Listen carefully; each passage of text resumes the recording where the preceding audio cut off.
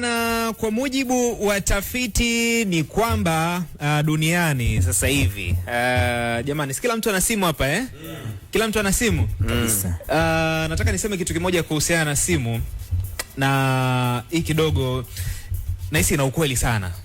Kwani nyingine zile zinakuaga zina ukweli au? Ina ukweli sana kwa sababu ndio maana kauliza kila mtu ana simu hapa. Yani nayo hiyo. Kidunia asilimia 25 hadi 40 watu wamekubali kwamba wamewahi kusearch simu za wapenzi wao bila idhini yao.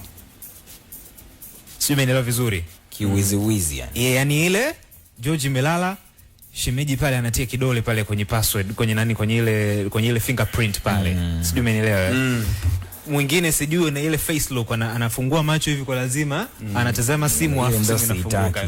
Sio, umeelewa vizuri? Kwa hiyo asilimia 25 kidunia mpaka asilimia 40 watu wamekiri kwamba wao wamewahi kukagua simu za wapenzi wao pasi na ruhusa yao. So mimi kwa jina la Rich Kizo 10 pale Instagram unaweza kaniambia, je, ni kweli wewe ishe kutokea? Na ninaanza na Ashraf Junior.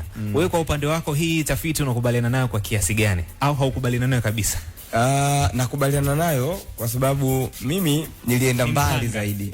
Mimi nilienda mbali, nilienda extra mile. Mimi sishikagi simu ya girlfriend wangu, lakini way back nilikuwa natengeneza mazingira ya kupata taarifa zake bila kushika simu yake. Kwa mlengo ni ule ule.